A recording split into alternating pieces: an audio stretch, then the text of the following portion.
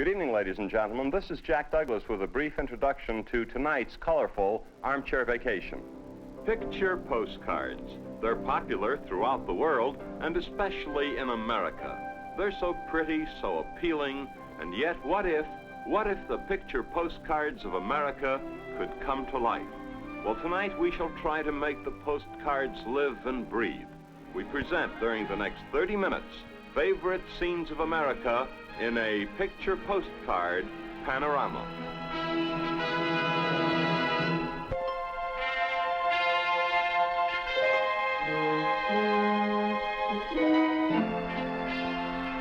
It is autumn in New England, in the states of Maine and Vermont. The colors of the leaves are indescribable.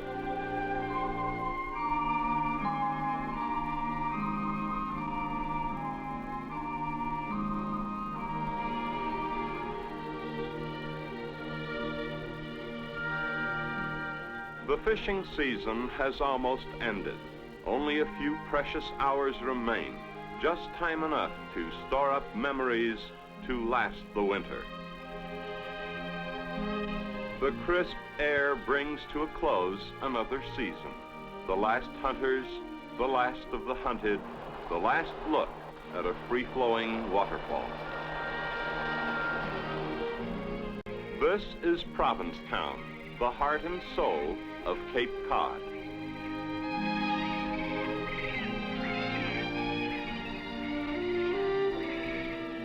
He is a professional man, a lawyer or a doctor, but not a professional painter. And yet I'd pay as much as I could afford to have this watercolor, and not a few of the spectators had the same idea. It seems to the visitor that almost everyone who comes to Provincetown paints or sketches. And what a lovely model this young artist sketches in pastel chalk and crayon. Who is she? Where does she come from? I don't know, and it really doesn't matter, does it? We meet people, we pass them by, but sometimes we don't forget. A character out of Cape Cod's past, the town crier. Saturday, July 25, high tide 103 this afternoon, 8 7/10 feet. Tide will be low this evening at 7:03, 1 1/10 foot. The sun rose this morning at 5:28 a.m. At 8:12 p.m., the sun goes down on another day. A sand buggy scurries us away. The frigid frost of fall is unmistakable.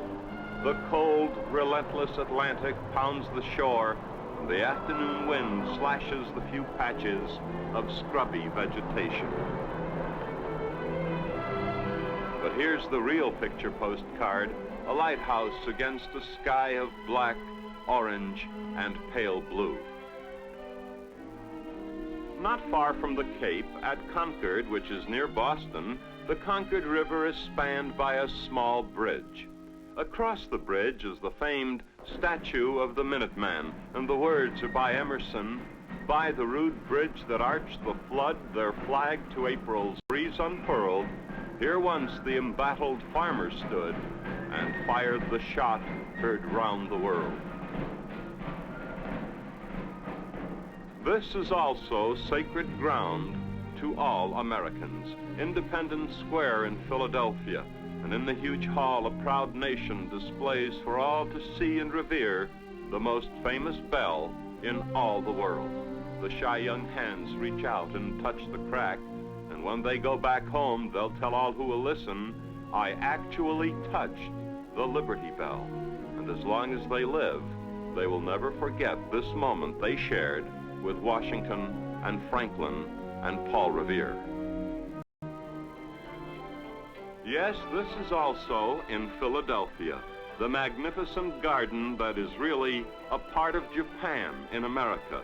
And at the right time of the year, it is the most beautiful garden of its kind that I at least have ever seen.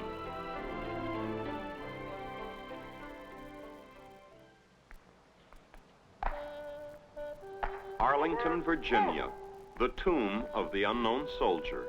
It is the dawn's early light and the changing of the guard. Hey, there. Ho!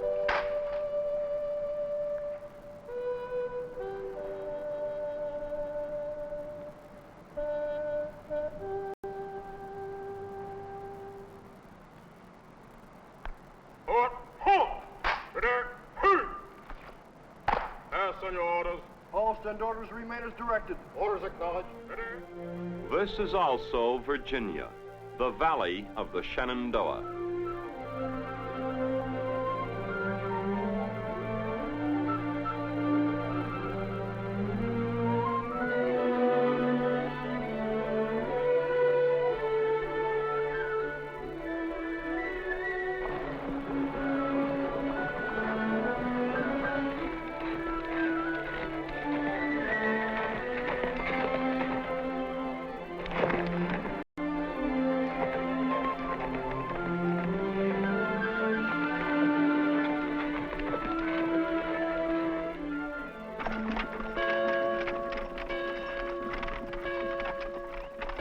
It is Sunday morning in the Shenandoah, and here we see the Mennonites going to church service in horse-drawn buggies. Now, these pictures were not taken 20 or 30 years ago, but a few months ago. A picture postcard from the pages of yesteryear.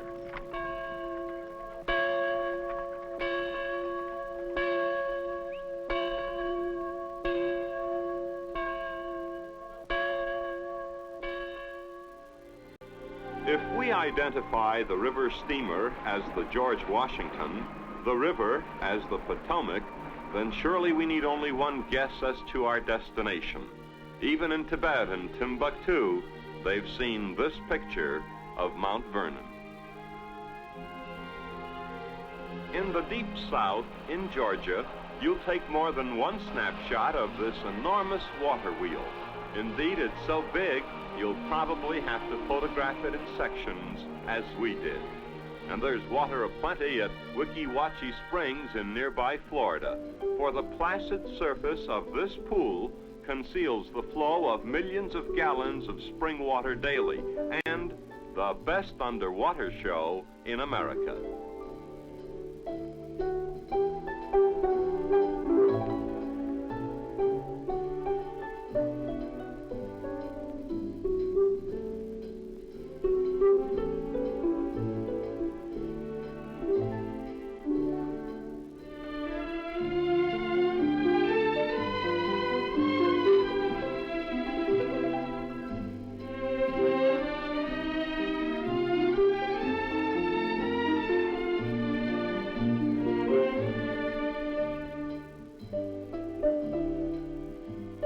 Cypress Gardens is Florida's #1 show attraction for tourists from all parts of the world. And here's that proverbial picture that's worth 1,000 words.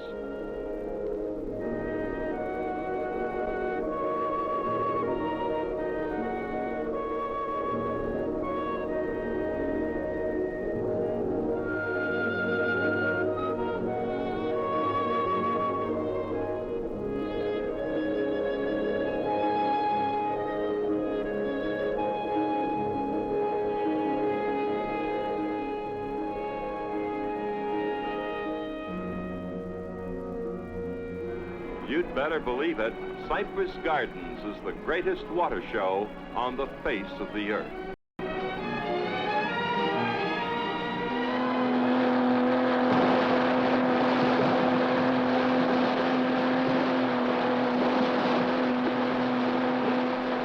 And this is hard to believe even when the camera proves it. Now watch.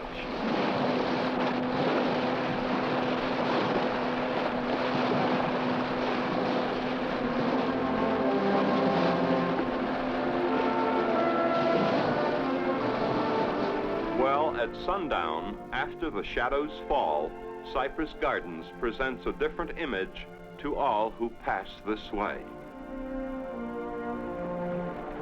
In Tennessee, the ridges and valleys of the Smoky Mountains remind us a great deal of the New England states during Indian summer.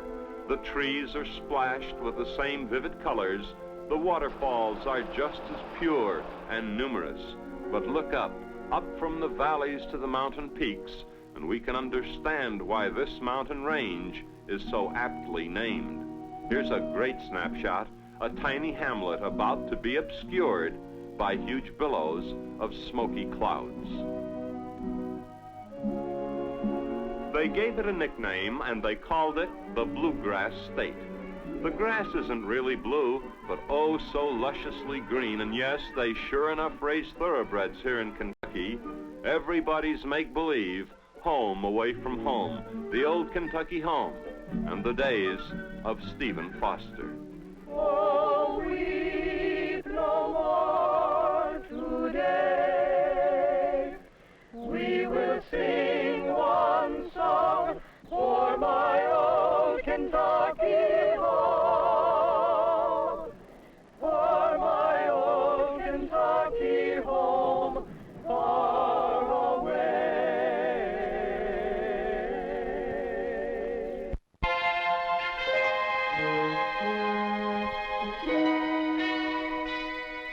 One word is sufficient. Alamo.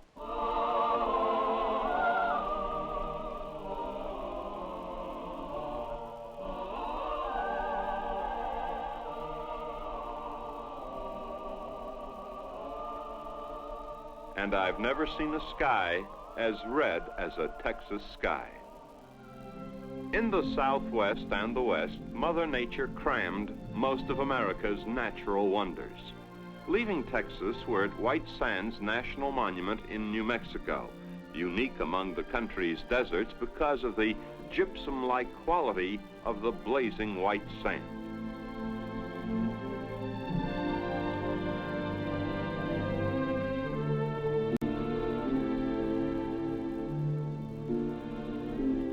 In sharp contrast to White Sands National Monument is the gold and rich brown sand of the Arizona deserts. The dunes are as smooth as glass, but not for long.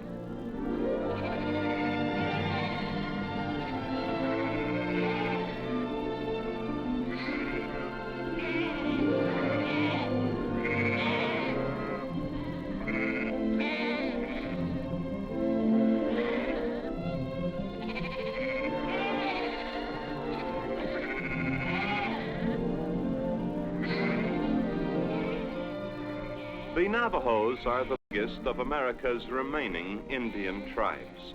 We cannot help but wonder how they manage to survive in this tough terrain, but they manage. Yes, this is rugged country, but there is a wild, untamed beauty here that captivates the senses.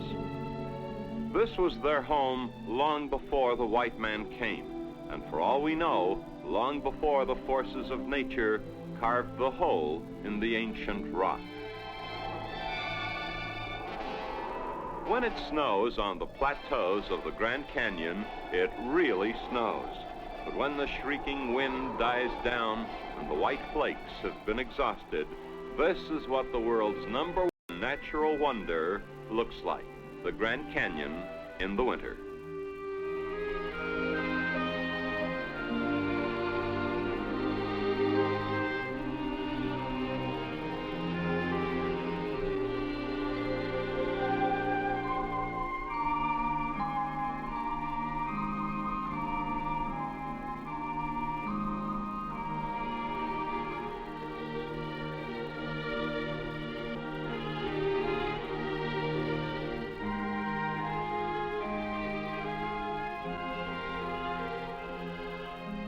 Still in Colorado, we cut through the Great Sand Dunes National Monument, sometimes called the Sahara of Colorado. According to the maps, it's not a very big desert, but I'd hate to be stranded out here without a week's supply of water. The sand soaks up the moisture, the tree dies, yet at the base of the tree, a daisy stubbornly defies the thirsty sand. And here and there, we see other traces of scrub vegetation. But by and large, the Great Sand Dunes is all sand, and as far as the youngsters are concerned, all fun. And I'll bet the nomad children of the Sahara do the same thing. In Colorado's skiing country, at Aspen especially, there are more memorable picture postcards. Here's a goodie, an Eskimo sled drawn by a big team of Huskies. You can rent the team and driver for a few hours, or if you're the adventurous sort, for an overnight trip.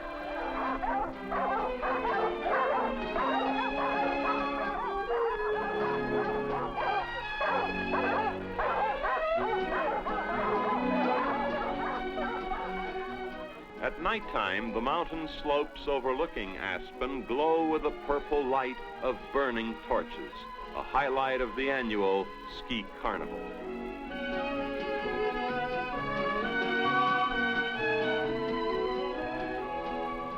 It is impressive even from a distance, the magnificent monolith in Wyoming known as Devil's Tower, America's first national monument. We can drive our cars almost to the very base and then look up 600 feet. The tower has been climbed, but only by a handful of the very best climbers. Yellowstone National Park was the first of its kind set aside by the U.S. government for the benefit of all the people. It is noted for its waterfalls, and the native fauna of the park has been jealously preserved. The deer, antelope, moose, and hundreds of other species of wildlife roam more than 2 million acres in absolute freedom. The bears are a panic. They're awful hams. The minute they hear the camera click, they all get into the act. And naturally, there's a rebel in every crowd. He probably just wants overtime. Yellowstone's most amazing spectacle is its display of more than 3,000 geysers and hot springs. That's right, 3,000 geysers and bubbling springs.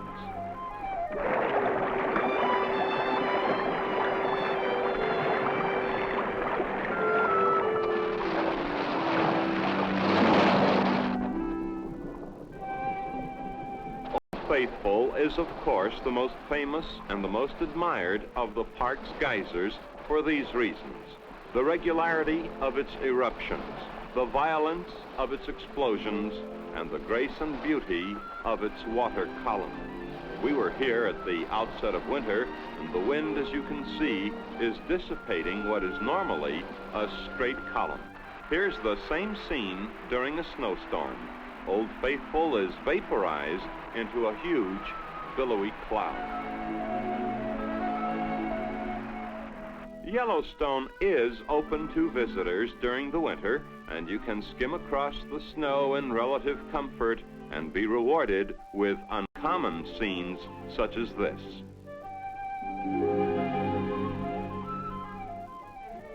Well, given a choice between Wyoming in the winter or Wyoming in the summer, I'm a softie. I'll take it in the summer and love every moment of it.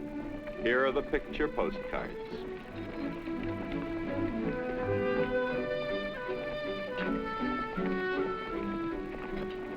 In Wyoming, they'll tell you that the Jackson Lake country is about as close as one can get to heaven on earth. Well, be that as it may, they have a right to brag about the Tetons, considered by many to be the most beautiful mountain range in the Americas.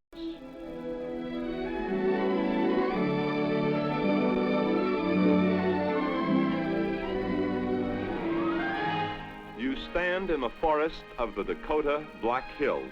You raise your eyes, and another picture postcard becomes a reality. Yes, this is Mount Rushmore, the most monumental sculptural achievement of modern times. A classic example of man joining hands with nature to memorialize both man and nature. Oddly enough, Rushmore is more impressive, seems much more massive from the air than from the ground. And here it appears that our helicopter is almost touching the head of Washington, yet we were a good 500 feet away. The Indians of the Dakotas were by no means sissies, but even they were frightened by this part of the land. The Indians minced no words. They called it the bad land. Well, the white man came along, took just one look, and had to agree with his Indian brothers. These were Badlands indeed, a nightmare of nature, a land of heat and wind and erosion.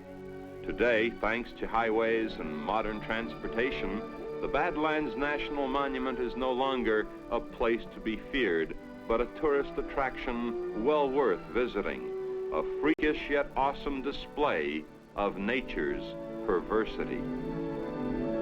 Picture postcards, well, try Slate Gorge in Utah, or mountain fishing in the Beehive State. Take a few giant strides and presto, we're in Oregon. That's Mount Hood in the background, towering over the city of Portland, which is actually miles away. Then drive the forested highways of Oregon and please don't pass up Crater Lake.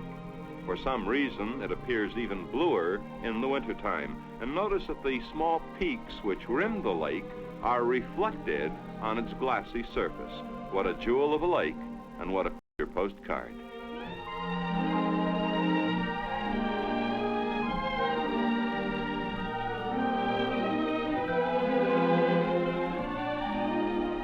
From Oregon, fly on to Washington and then Alaska, Mount Edgecombe, a dormant volcano. It looks bluish from a distance, but as we approach the mouth or the inverted cone, we can see the greens and rust-red hues of the volcanic rock.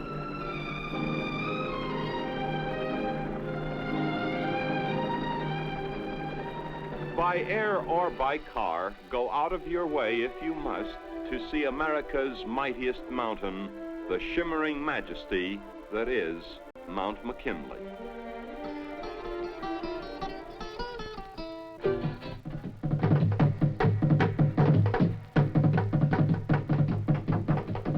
Yes, Hawaii calls, and oh, there are hundreds of picture postcards in the 50th state, especially at the Polynesian village.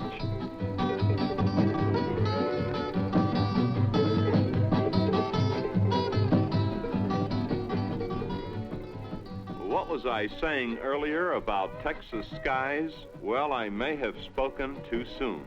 Just a few miles offshore from Honolulu, a giant catamaran is etched against the tropical midnight sky. It's a beauty, isn't it? A real picture postcard panorama. The Golden Gate Bridge, San Francisco, a beautiful day, typical, yet some instinct prompted our photographer, Tom McHugh, to wait and be patient. Well, luck joined hands with skill. The fog rolls in from the sea, and the result is a picture postcard masterpiece. From many points of view, the finest single shot I have ever seen in any travel film. It isn't just the fog that makes the picture, but a combination of elements: the mood, the right moment, the wind velocity, the precise time of day. Truly a priceless picture postcard.